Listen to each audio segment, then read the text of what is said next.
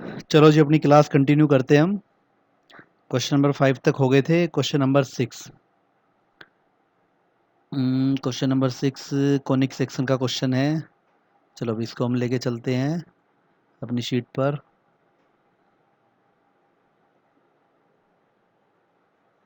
देखिए भाई, question number 6 में क्या दे रखा है देखो। क्वेश्चन नंबर 6 में है डिस्टेंस बिटवीन फोकस। ठीक है चलो भाई, जनरल इलिप्स के बारे में कुछ ना कह रखा तो हम स्टैंडर्ड इलिप्स लेके चलते हैं। ठीक है, स्टैंडर्ड इलिप्स ये वाला होता है x square upon a square plus y square upon b square equal to 1। ठीक है, थोड़ी एक्स्ट्रा नॉलेज के लिए चीज़ें लिखता हूँ मैं। सबको ध्यान होगा कि जो फोकस है वो इक्वल होता था plus minus C comma zero इसके अंदर, या फिर हम कह सकते हैं प्लस माइनस ए ई कोमा ज़ीरो। ठीक है, उसके बाद इसके अंदर सी निकलता था, सी स्क्वेयर का फॉर्मूला होता था ए स्क्वेयर माइनस बी स्क्वेयर, और लेटस रेक्टम का फॉर्मूला होता था टू बी स्क्वेयर अपॉन ए। और जो डायरेक्ट्रिक्स की इक्वेशन थी इस वाली फॉर्म के लिए वो की थी x equal to plus minus a upon e. ठीक है, ये कॉन्सेप्ट यूज़ होंगे, ऐसे कुछ और फॉर्मूले होंगे एडिशनल, वो भी यूज़, फिलहाल इस क्वेश्चन में हमें ये चीज़ें चाहिए। तो करते हैं इन सबको यूज़ करते हुए। क्या क्वेश्चन के अंदर दिया हुआ देखो, डिस्टेंस बिटवीन फोकस, फोकस के बीच में डिस्टेंस, मतलब दो फोकस है। ठीक है, ये एक फोकस इधर यहाँ पे, एक फोकस यहाँ पे, तो डिस्टेंस अगर एक का वर्टेक्स सी है, ठीक है, तो इनके बीच में डिस्टेंस 2c हो जाएगा। इस क्वेश्चन के अंदर क्या दे रखा है, 2c is equals to 6। 2c मतलब twice a e is equals to 6। That means a e की वैल्यू आ जाएगी यहाँ से 3 फर्स्ट। ठीक है, ऐसे ही एक डायरेक्ट्रिक्स इधर, एक डायरेक्ट्रिक्स इधर। एक डायरेक्ट्रिक्स जो है a upon e distance, origin से a by a upon e distance की दूरी पे होती है। ठीक है, तो दोनों के बीच में डिस्टेंस हो जाएगा 2 by e, also 2 a upon e, sorry 2 a upon e 12 के इक्वल आ जाएगा। यहाँ से ए अपॉन ई की वैल्यू आ जाएगी 6 के सेकंड। ठीक है, दोनों से बड़े आराम से ई की वैल्यू आ जाएगी। देखो कैसे, एक तरह से हम क्या कर लेते हैं दोनों को, हम डिवाइड कर लेते हैं, या यहाँ से ए की वैल्यू निकाल के इक्वल रख देते हैं। तो दैट इम्प्लाइज हम कह सकते हैं फर्स्ट एंड सेकंड इम्प्लाइज। अगर ये दो बातें समझ में आ गई तो क्वेश्चन हो गया। फिर अपने मेथड से आप कुछ भी इसके अंदर सी और ए की वैल्यू निकालनी है, सॉरी ए और बी की वैल्यू निकालनी है, ये काम हो जाएगा। तो फिलहाल यहीं के अकॉर्डिंग देखते हैं हम। इनको अगर हम डिवाइड कर लें या यहाँ से ए की वैल्यू निकालते हैं 3 अपॉन, यहाँ से ए की वैल्यू निकाल लेंगे वो आएगी 3 अपॉन ई, वहाँ से ए की वैल्यू निकालेंगे वो आएगा 6 ई। ठीक है, यहाँ से अगर आप देखोगे ई की वैल्यू आ जाएगी 1/√2। ठीक है, सोल्व कर देखना, ई की वैल्यू आएगी, ई स्क्वेयर की वैल्यू आएगी 1/2, ई की वैल्यू आ जाएगी 1/√2। अपने अकॉर्डिंग सोल्व करना, जैसे कर सकते हो। उसके बाद नेक्स्ट इसके अंदर क्या पूछा है, ई की वैल्यू आ गई, अब ए आ जाएगा, कोई सी भी इक्वेशन के अंदर पुट कर देते हैं, यहाँ पुट कर दो, यहाँ पुट कर दो, कहीं भी। तो दैट इम्प्लाइज ए की वैल्यू अगर आप निकालते हो तो ए की वैल्यू आ जाएगी 3√2।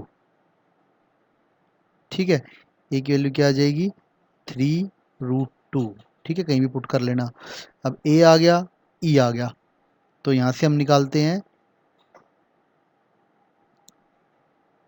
सी की वैल्यू। ए आ गया और ई आ गया, तो सी की वैल्यू तो निकल जाएगी, यहाँ पे सी किसके इक्वल होगा, ए ई के, a into e, that is 3√2 into 1/√2, that is 3। C आ गया, C3 आ गया। अब बी निकालते हैं, बी आ जाएगा, यहाँ से बी स्क्वेयर इक्वल टू हो जाएगा यहाँ से ए स्क्वेयर माइनस सी स्क्वेयर। ठीक है, बी स्क्वेयर की वैल्यू कितनी आएगी, ए स्क्वेयर माइनस सी स्क्वेयर। तो यहाँ से हम पुट करेंगे बी स्क्वेयर इक्वल टू ए का स्क्वेयर हो जाएगा 18 माइनस सी का स्क्वेयर होगा 9, तो बी की वैल्यू आ जाएगी यहाँ से 3।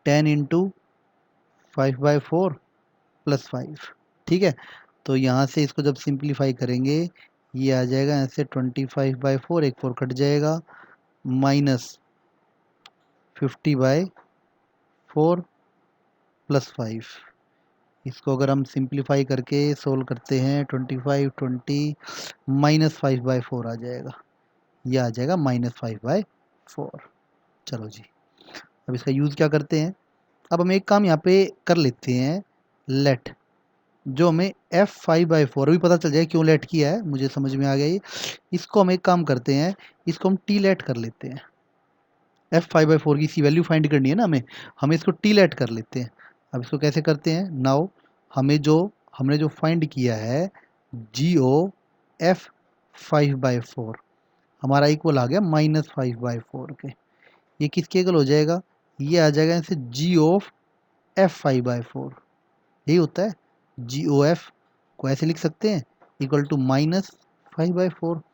ये एक तरह से क्या हो जाएगा GT, अब मैंने इसको टी लेट किया है, GT इक्वल्स टू क्या होगा -5/4। अब टी की वैल्यू निकालने के लिए हमें कोई प्रॉब्लम नहीं होनी चाहिए। GT अगर -5/4 है तो दैट मीन्स हम कह सकते हैं कि t² plus t -1 is equals to -5/4। That means इसे अगर हम इक्वेशन बनाते हैं तो ये आ जाएगा हमारे पास 4t² plus 4t -1 equal to -5। ठीक है, यहाँ से आ जाएगा, अच्छा 4 भी आएगा ना -4। ठीक है, यहाँ से क्या आ जाएगा 4t² plus 4t plus 1 is equal to 0।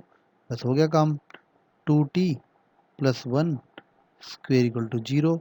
That means t is equal to -1/2।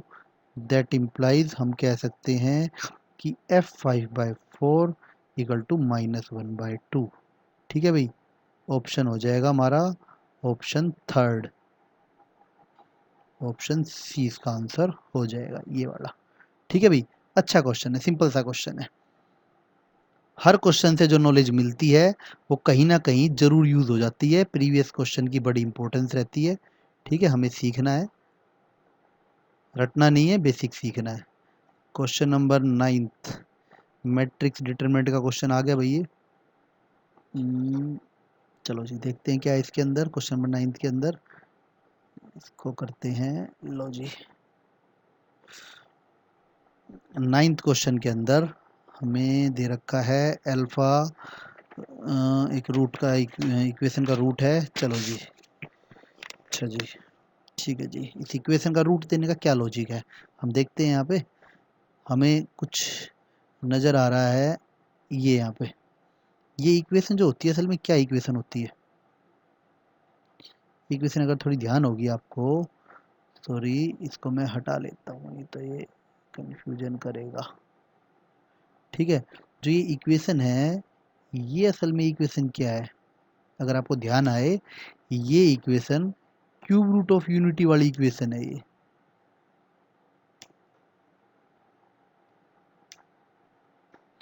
मुझे ये जो मैट्रिक्स देख के क्यूब रूट ऑफ यूनिटी याद आई है। ठीक है, तो इसके अंदर देखो यहाँ पे क्या है, अल्फा अगर इस इक्वेशन को सेटिस्फाई कर रहा है तो यहाँ पे लिख देते हैं हम alpha satisfy x² plus x plus 1 equal to 0। उसका मतलब ये हो जाएगा alpha must be cube root of unity. थोड़ा सा कॉम्प्लेक्स नंबर भी आ गया इस क्वेश्चन के अंदर। ठीक है, तो दैट मीन्स हम कह सकते हैं हम जो अल्फा है उसको हम ओमेगा से कंपेयर कर सकते हैं। ठीक है, तो ये इसके अंदर लॉजिक था, बाकी क्वेश्चन के अंदर कोई प्रॉब्लम नहीं है। ए हमारे पास आ जाएगा 1/√3 1 1 1 1 omega omega square 1 omega square omega की पावर 4। ठीक है, ये दे रखा है। अब हमें a की पावर 31, कभी भी ऐसा क्वेश्चन होता है ना बड़ी पावर फाइंड करनी हो तो एक दो पावर निकालने से आइडिया लग जाता है कि क्या होगा इसके अंदर। हम फाइंड करते हैं, हम ए स्क्वेयर फाइंड करेंगे तो 1/3 हो जाएगा, ठीक है, और ये मल्टीप्लाई होंगे 1 ओमेगा, बल्कि इसको थोड़ा और सिंप्लीफाई हम कर लेते हैं। अगर ये क्यूब रूट ऑफ यूनिटी है तो ये हो जाएगा ऐसे 1 omega, omega square 1 omega square, omega की पावर 4 भी क्या हो जाएगी, ओमेगा ही हो जाएगा, ठीक है, क्योंकि ओमेगा क्यूब जो होता है अगर क्यूब रूट यूनिटी है ओमेगा क्यूब 1 के इक्वल होता है, ये भी होता है। और एक ये वाला रिजल्ट हो जाएगा 1 plus omega square equal to 0, ठीक है। ये दो प्रॉपर्टी होती है क्यूब रूट ऑफ यूनिटी की। तो यहाँ पे आ जाएगा 1 omega, omega square 1 omega square omega, इसको और मैं मल्टीप्लाई करता हूँ 1 omega, omega square 1 omega square omega, ठीक है। देखो क्या सिंप्लीफाई होता है इसके अंदर, ये आ जाएगा ऐसे 1/3, मल्टीप्लिकेशन चेक करते हैं इसकी हम, तो पहली रो पहले कॉलम से ये आएगा 3, पहली रो दूसरे कॉलम से ये आएगा 1 प्लस ओमेगा स्क्वेयर, मैं शॉर्ट में लिख देता हूँ, यहाँ पे क्या आ जाएगा 0 आ जाएगा। पहली रो इससे यहाँ भी क्या आएगा 0 ही आएगा, ठीक है। फिर ये इससे हो गई, यहाँ भी क्या आएगा 0 ही आएगा। ये यहाँ से मल्टीप्लाई होगा तो क्या आएगा 1 ओमेगा स्क्वेयर ओमेगा की पावर 4, यहाँ से ये इससे मल्टीप्लाई होगा, आप अपने तरीके से देखना है इसको 1 ओमेगा क्यूब, ठीक है, ये भी 3 आ जाएगा, ठीक है। यहाँ इससे होगा ये 0 आएगा, ये इससे होगा अगेन यहाँ पे भी 3 आएगा, और ये लास्ट वाले से होगा ये आएगा 1 ओमेगा की पावर 4 ओमेगा स्क्वेयर, ये आ जाएगा, ठीक है। अब अपने अकॉर्डिंग मल्टीप्लाई करके देखना है यहाँ पे, तो ये हमारे पास आ जाएगा विच इज इक्वल्स टू 1/3 3 0 0 0। अगर आप ध्यान करोगे देखो ओमेगा की पावर 4 है वो भी ओमेगा ही हो जाएगा, तो कुल मिला के ये भी 0 ही हो जाएगा, ठीक है। और ये 3 और ये 0, ये 3 और ये भी क्या आएगा 0 ही आएगा।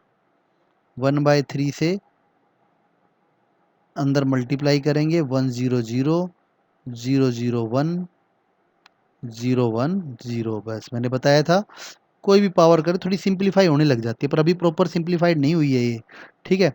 अभी हम क्या करते हैं ए की पावर 4 फाइंड करते हैं, क्योंकि 3 फाइंड करने का कोई फ़ायदा नहीं, दोबारा से फिर ओमेगा आ जाएगा, नहीं तो सीधा इसका स्क्वेयर ही कर लेते, देखो उससे भी कुछ बेनिफिट हो रहा होगा। तो स्क्वेयर करने का मतलब क्या है, इनको मल्टीप्लाई करते हैं इसको इसी से ही। मेरा अपना अनुमान है, जैसा मुझे लग रहा है आइडेंटिटी मैट्रिक्स बन जाएगी ज़रूर, क्योंकि आइडेंटिटी मैट्रिक्स ज़रूर बनती है कोई ना कोई पावर में, तभी उसको सिंप्लीफाई किया जा सकता है, अदरवाइज तो मल्टीप्लाई करते रहेंगे हम। मुझे लग रहा है कि अब आइडेंटिटी मैट्रिक्स ज़रूर बन जाएगी, ठीक है। इसको मैं 2-3 एलिमेंट चेक कर लेता हूँ बस, बाकी आप करना। पहला ठीक है भाई, यहाँ 1 आ रहा है और यहाँ से 0 आ रहा है, यहाँ भी 0 आ रहा है। आप देख लेना इसको मल्टीप्लाई करके, पक्का ये आइडेंटिटी मैट्रिक्स बनेगी। सर यहाँ पे 1 आएगा, यहाँ 0, ये आइडेंटिटी मैट्रिक्स आ गई। आप देख रहे हो यहाँ पे ए की पावर 4 अगर 1 है, आइडेंटिटी मैट्रिक्स है, तो 31 पावर तक जाना है ना मैं, तो ए की पावर 31 को मैं लिख सकता हूँ ए की पावर 28 इंटू ए की पावर 3। तो ए की पावर 28 को लिख सकता हूँ ए की पावर 4 की पावर 7 इंटू ए की पावर 3, ये आ जाएगी आइडेंटिटी मैट्रिक्स इंटू ए की power 3, that is equals to a की पावर 3। ऑप्शन हो जाएगा हमारा ए की पावर 3। कौन सा ऑप्शन है ये देखते हैं, ऑप्शन 1, ठीक है, ऑप्शन 1 इसका आंसर हो जाएगा, ठीक है भाई। क्लियर बात सभी को। क्वेश्चन नंबर 9 हमारा हो गया। अब हम करते हैं क्वेश्चन नंबर 10। क्वेश्चन नंबर 10 देखते हैं क्या भाई, क्वेश्चन नंबर 10। अच्छा जी, लॉजिकल स्टेटमेंट वाला क्वेश्चन आ गया ये। चलो जी, इसको भी अभी कर लेते हैं। चलो, क्वेश्चन नंबर 10th।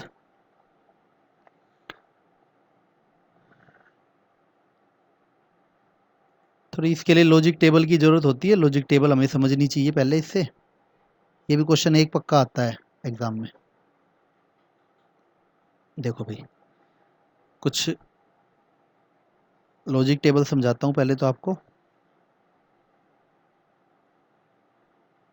ये वाले क्वेश्चन तो बड़ी आराम से हो जाते हैं। जैसे मान लेते हैं हमारे पास पी कोई स्टेटमेंट है, क्यू कोई स्टेटमेंट है, ठीक है। दो वैल्यू होल्ड करते हैं। ये मान लेते हैं ये ट्रू है, ये ट्रू है, ये ट्रू है, ये फॉल्स है, ये फॉल्स है, ये ट्रू है, और ये ट्रू है, और ये ट्रू है, ठीक है। तो P इम्प्लाइज Q क्या होगा, ठीक है। P इम्प्लाइज Q क्या होगा, बस ध्यान रखना इसका मतलब बाद वाला होता है, बस याद रखने के लिए है, ठीक है। ट्रू ट्रू क्या होगा, ट्रू। ट्रू फॉल्स भी क्या होगा, फॉल्स। फॉल्स ट्रू क्या होगा, ट्रू।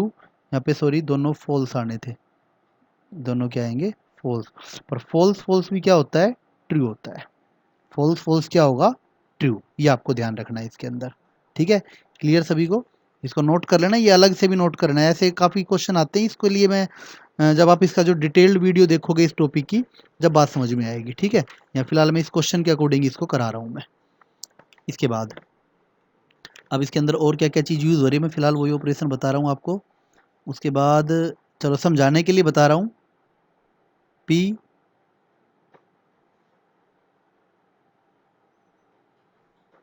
ये कंजक्शन का साइन है, पी कंजक्शन क्यू क्या होगा। देखो, पी कंजक्शन क्यू क्या होगा, जो ये कंजक्शन होती है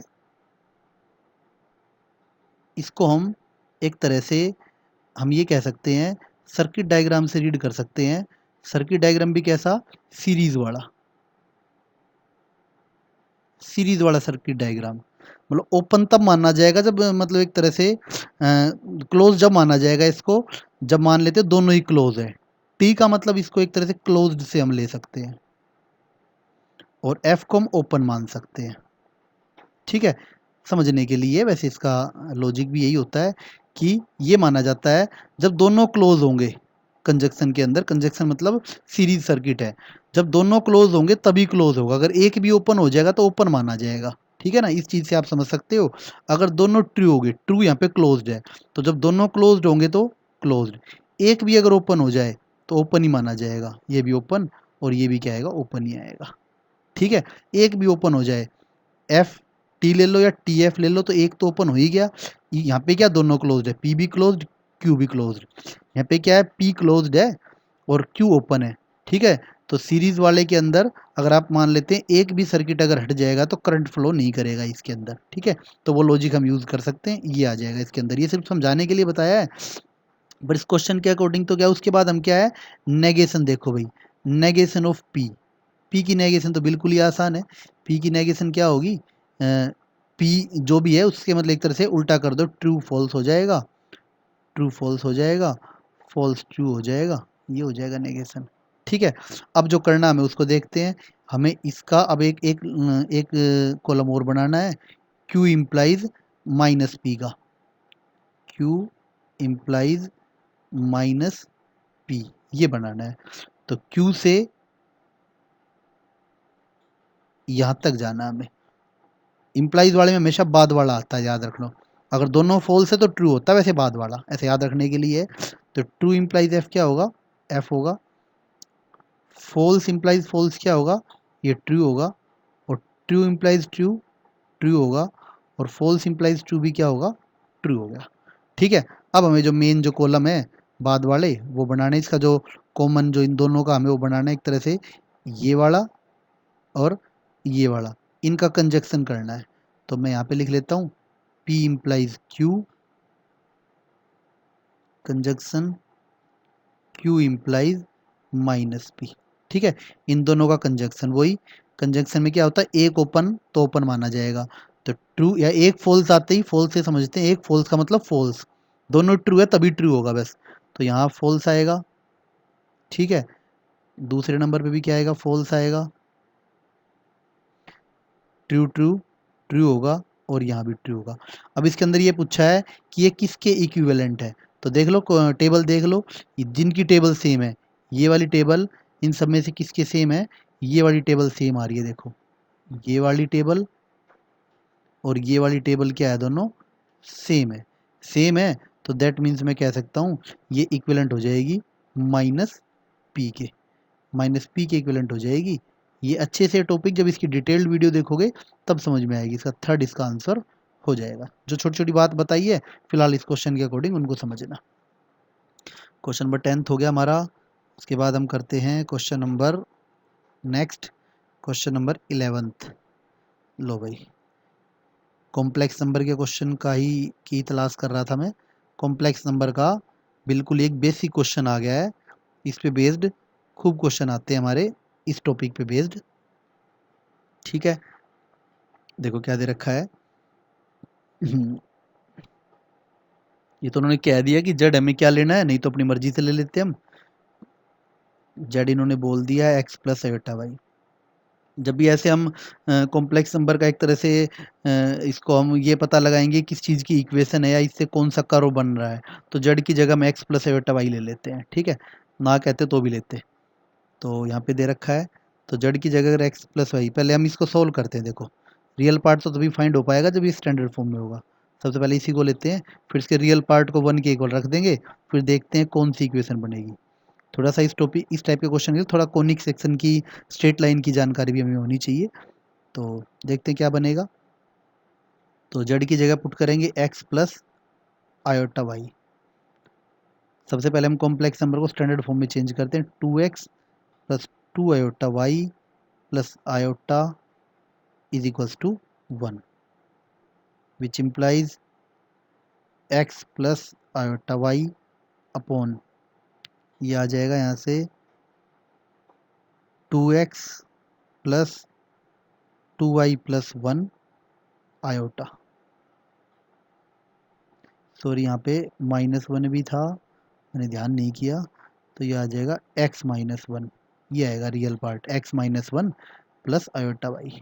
ठीक है भाई, सिंप्लीफाई करते हैं इसको, पहले तो रेशनलाइजेशन करते हैं, रियलाइजेशन कहेंगे बल्कि, x minus 1 y iota upon 2x plus 2y plus 1 iota, और यहाँ पे आ जाएगा 2x minus 2y plus 1 iota upon 2x minus 2y plus 1 iota. जब हम ऑब्जेक्टिव क्वेश्चन करते हैं तो पूरे सिंप्लीफिकेशन की जरूरत नहीं है, हमें पता है इसका रियल पार्ट 1 के इक्वल है। ठीक है, ये 1 तो मैंने फालतू में ले लिया भाई, 1 मिनट, सॉरी, 1 थोड़ा ना लेना है अभी, तो फिलहाल मैं सोल्व ही कर रहा हूँ ना, अभी 1 नहीं लेना, कंसीडर अब लेंगे रियल पार्ट, तो सॉरी। ठीक है, तो यहाँ पे हम लेंगे इसका जो रियल पार्ट, हम देखेंगे पहले ही मैं सोच लेता हूँ रियल पार्ट क्या होएगा। देखो पहली बात तो डिनोमिनेटर के अंदर मुझे इसका जो रियल पार्ट है वो 1 के इक्वल लेना है। इसको पूरा सिंप्लीफाई भी कर सकते हो, पर मुझे यहाँ पे जो ठीक लग रहा है इतना तो तुम्हें भी समझना चाहिए। रियल पार्ट कब आएगा, देखो रियल पार्ट जब आता है किसी भी कॉम्प्लेक्स नंबर को, देख लो मान लेते मैं यहाँ पे कह दूँ a plus iota b c plus iota d. ठीक है, और नीचे तो डिनोमिनेटर में तो कोई दिक्कत नहीं है, डिनोमिनेटर में तो क्या आ जाएगा, ये जब रेशनलाइजेशन करेंगे तो आयोटा तो वैसे ही हट जाएगा, ये आ जाएगा 2x का स्क्वायर प्लस 2y प्लस 1 का स्क्वायर, ये आएगा। ठीक है, बेसिक नॉलेज तो अच्छे से होनी चाहिए। यहाँ से रियल पार्ट कब आएगा, रियल पार्ट जब आता है ये इससे मल्टीप्लाई और ये इससे मल्टीप्लाई हो, बाकी दो टर्म में आयोटा आएगा, दो टर्म में आयोटा नहीं आएगा। तो जब ए सी से मल्टीप्लाई हो, मतलब एक्स मल्टीप्लाई हो 2x से, तो ये आ जाएगा यहाँ पे 2x स्क्वायर। ठीक है, प्लस फिर y मल्टीप्लाई होगा 2y प्लस 1 से, नेगेटिव साइन भी आएगा। ठीक है, और y मल्टीप्लाई होगा माइनस, y मल्टीप्लाई होगा माइनस 2y प्लस 1 से, और साथ में आयोटा स्क्वायर भी आएगा, iota into iota. In terms के अंदर आयोटा नहीं आएगा। बाकी आप इसको थोड़ी प्रॉब्लम लगे, पूरे को सोल्व करना, रियल पार्ट अलग करना। ठीक है, तो हमें सिर्फ रियल पार्ट है वो 1 के इक्वल दे रखा है यहाँ पे। जब इसको सिंप्लीफाई करोगे ऊपर आ जाएगा, सॉरी 2x² आयोटा स्क्वेयर -1, ये +1 ही हो जाएगा। यहाँ से आ जाएगा 2y², ठीक है, प्लस y, ये आएगा, ठीक है। 2x² + 2y² + y, और जो डिनोमिनेटर वाला पार्ट है वो हमारा राइट में चला जाएगा, डिनोमिनेटर वाला पार्ट राइट में आ जाएगा। तो यहाँ से आ जाएगा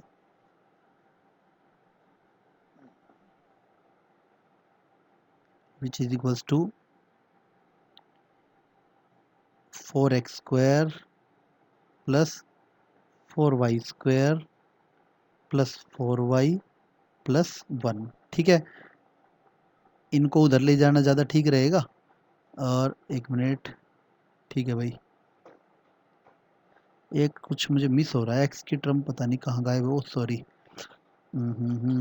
एक टर्म मिस होगी भाई। 2x - 1 को मुझे 2x से मल्टीप्लाई करना है, तो यहाँ पे आना था -2x और आएगा, सॉरी, ठीक है। तो यहाँ पे 2x² - 2x भी आएगा, ठीक है। सब टर्म को हम, हर टर्म को राइट में ले जाते हैं। 0 = क्या आएगा, 4x² + 4y² + 4y + 1 -2x² - 2y² + 2x + 3y + 1 तो हो ही लिया, ठीक है, + 2x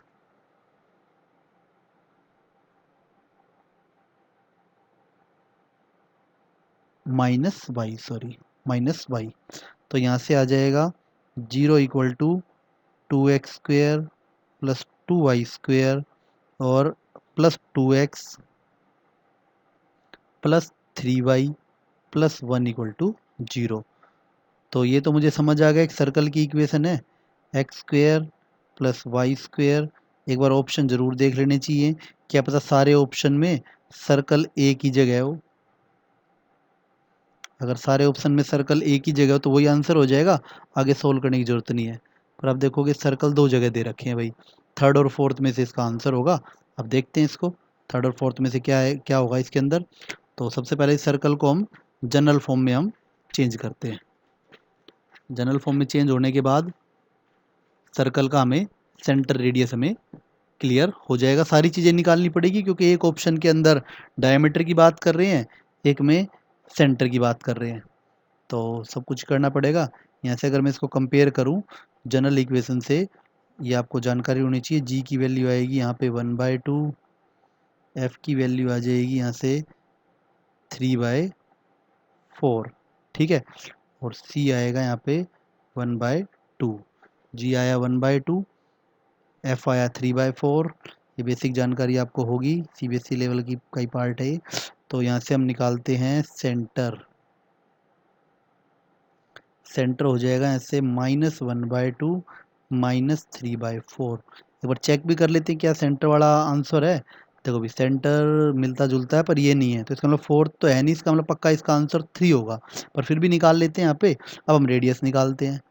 रेडियस का फॉर्मूला होता है √g² + f² - c, which is equals to √1/4 + 9/16 -1/2। इसको अगर हम सोल्व करेंगे तो ये आ जाएगा यहाँ से 16, 4 + 9 -8, ठीक है। यहाँ से कितना आ जाएगा 5/16, दैट इज √5/4। ये रेडियस आया है इसका, पर हमें डायमीटर पूछा ऑप्शन के अंदर, डायमीटर दिया हुआ है, तो यहाँ से डायमीटर आ जाएगा इसका √5/2, विच इज ऑप्शन थर्ड। अच्छा क्वेश्चन है ये भी, कॉम्प्लेक्स नंबर का, ठीक है। ऐसे क्वेश्चन दो टाइप की नॉलेज से होते हैं, इसके अंदर आपको कॉम्प्लेक्स नंबर की नॉलेज तो होनी चाहिए, साथ में ये कोनिक सेक्शन की नॉलेज भी होनी चाहिए। कौन सा कर्व बना, कौन सा नहीं बना, जनरल पैराबोला, इलिप्स, ये बन जाते हैं इसके अंदर। स्ट्रेट लाइन भी बन जाती है, पेयर ऑफ स्ट्रेट लाइन भी बन जाती है, ठीक है। ये हमें करना है। नेक्स्ट पे आ जाते हैं हम उसके बाद, क्वेश्चन नंबर 12। भाई कुछ डिफरेंशियल इक्वेशन का ही क्वेश्चन लग रहा है। तो डिफरेंशियल इक्वेशन हमें सोल्व करनी पड़ेगी। देखते हैं भाई क्या है डिफरेंशियल इक्वेशन में। चलो जी करते हैं सोल्व इसको। डिफरेंशियल इक्वेशन थोड़ा सा सीबीएसई लेवल के आसपास ही चलता है, आईआईटी का भी बहुत ज़्यादा चेंज नहीं होता है। देखो अभी एक बार चेक कर लो, क्या पता बेसिक सी इक्वेशन हो, सोल्व करने की कोशिश करते हैं हम। ये तो कोई इक्वेशन नज़र नहीं आ रही मुझे। इसके अंदर एक सब्स्टिट्यूशन काम कर जाएगा, इसके अंदर सब्स्टिट्यूशन काम कर जाएगा। पुट एक बार चेक कर लेते हैं, ई की पावर वाई को हम टी पुट कर लेते हैं। तो यहाँ से क्या आ जाएगा, ई की power y d y by d x, ठीक है, equal to d t by d x. X के रेस्पेक्ट में क्या है, किसके इक्वल हो जाएगा, d t by d x. देखो वेरिएबल चेंज हो जाएगा। देखो इससे क्या क्या होएगा, देखो इसको अगर मैं ई की power y d y by d x plus sorry minus e की power y is equals to e की पावर एक्स, ये आ जाएगा। तो ये हमारे पास आ जाएगा, इसको जब हम पुट करेंगे तो ये तो हो जाएगा हमारे पास d t by d x, y हट जाना चाहिए, वाई नहीं बचना चाहिए, minus t is equals to e की पावर एक्स। हो गया भाई काम, ठीक है। ये एक लीनियर डिफरेंशियल इक्वेशन है, लीनियर डिफरेंशियल इक्वेशन है। अब तो हमारा सीबीएसई लेवल वाला मैटर ही बन गया ये। पी ये हो जाएगा, क्यू हो जाएगा ई की पावर एक्स। उसके बाद हम निकालेंगे यहाँ पे इंटीग्रेटिंग फैक्टर, इंटीग्रेटिंग फैक्टर आ जाएगा e raise to power minus x, ये हो जाएगा, ठीक है। अब इसका जो सॉल्यूशन आएगा, सॉल्यूशन आ जाएगा y इंटू में integrating factor is equals to integration of integrating factor into q, ठीक है। आप इस काम को बहुत आराम से कर सकते हो। यहाँ से आएगा d x which is equals to x plus c y e की power minus x is equals to x plus c. देखो अब क्वेश्चन को सॉल्यूशन तो कर दिया हमने। अब क्वेश्चन आईआईटी के क्वेश्चन बिल्कुल डायरेक्ट नहीं होते, वी क्या दे रखा है, वाई जीरो जीरो के इक्वल दे रखा है। वाई जीरो का मतलब क्या होता है, पुट, यहीं पे कर देते हैं चलो, पुट एक्स को जीरो पुट करो, वाई को जीरो पुट, इसका मतलब यही है। तो इसको जीरो पुट करेंगे, ये जीरो, ठीक है, ये भी जीरो, सी की वैल्यू आ जाएगी आपकी ज़ीरो, ठीक है। वाई और एक्स को अगर हम ज़ीरो पुट करते हैं, क्या कंडीशन दे रखी है, ई की पावर वाई, हाँ बिल्कुल ठीक है। तो वाई और एक्स को जीरो पुट करते हैं तो सी की वैल्यू आ जाएगी ज़ीरो। एक मिनट रुको भाई, ओ सॉरी एक चीज़ गलती होगी भाई मेरे से, वाई है ना यहाँ पे, तो सॉरी यहाँ पे तो वाई नहीं आना था ना, ज़ीरो से तो गड़बड़ हो जाता। ये यहाँ पे असल में टी आएगा, एक गलती कर दी थी हमने। यहाँ पे क्या आएगा, टी आएगा, क्योंकि वाई वेरिएबल तो अलग हो गया ना, सॉरी टी आया भाई, एक मिनट यहाँ पे ये मैं ध्यान रखना चाहिए था, टी आएगा क्योंकि यहाँ पे अब तो ये टी के रेस्पेक्ट में ना वाई की जगह टी आ गया ना, तो वाई नहीं आएगा यहाँ पे टी आएगा। जो हमारे पास जो इसका सॉल्यूशन जो आएगा वो आएगा टी इंटू में integrating factor is equals to integration of q into integrating factor d x, ये आएगा, ठीक है। वेरिएबल यहाँ पे टी हो चुका था, तो यहाँ से आ जाएगा, अब इसको रिप्लेस करता हूँ, ये आएगा ई की पावर वाई इंटू ई की power minus x is equals to x plus c, ये आएगा अब यहाँ पे। अब अगर मैं पुट करता हूँ, पुट क्योंकि वैल्यू तो एक्स और वाई की दे रखी है, इसलिए ध्यान आया मुझे कि ये तो वाई तो है ही नहीं, यहाँ पे अभी टी होगा यहाँ पे।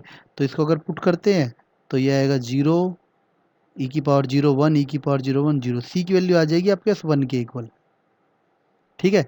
सी आ जाएगा वन के इक्वल, सी आ गया वन। अब देखो क्या करना है हमें, अब हमारे पास जो दैट इम्प्लाइज सी की वैल्यू अगर वन आ जाती है तो दैट इम्प्लाइज वाई की वैल्यू आ जाएगी हमारे पास, या बल्कि ये पूरा ही देखते हैं, ई की पावर वाई इंटू ई की पावर माइनस एक्स इक्वल आ जाएगा एक्स प्लस वन के, ठीक है। अब हमें वैल्यू फाइंड करनी है, इस फंक्शन की वैल्यू फाइंड करनी है, कहाँ पे, वाई वन की वैल्यू फाइंड करनी है, मतलब एक्स की जगह वन पुट करना है। अब एक्स की जगह वन पुट कर देते हैं, तो एक्स की जगह वन पुट करेंगे तो ये आ जाएगा ई की पावर वाई अपॉन ई की पावर वन। ठीक है, एक्स की जगह वन पुट किया है ना, अपॉन ई की power one is equals to किसके इक्वल आ गया यहाँ पे, टू के इक्वल आ गया। ठीक है, ई की पावर वन टू आ गया, यहाँ से ये आ जाएगा, एक तरह से हम कह सकते हैं ई की power y is equals to two e, two e के इक्वल आ गया। तो यहाँ से वाई की इक्वल आ जाएगी, वैल्यू आ जाएगी log टू ई। एक बार देखते हैं ऑप्शन में, अगर टू ई ऑप्शन में है या नहीं है। टू ई तो ऑप्शन में नहीं है, चलो जी देखते हैं क्या होगा। बेस तो इसका ई है ही, पता होगा सभी को। तो यहाँ से आ जाएगा, एक तरह से इसको लिख सकते हैं हम log टू प्लस log ई। ठीक है, तो log टू जो होता है वो इक्वल होता है वन के। ठीक है, log टू वन प्लस, इसका आंसर आ जाएगा ऐसे, ये log टू प्लस वन इसका आंसर आ जाएगा। log टू प्लस वन ये हो जाएगा हमारा ऑप्शन सेकंड। ठीक है, सेकंड ऑप्शन इसका आंसर हो जाएगा। ठीक है भाई, क्लियर। इस वीडियो में इतना ही करते हैं, बाकी कंटिन्यू करेंगे हम नेक्स्ट वीडियो में। Okay, thank you.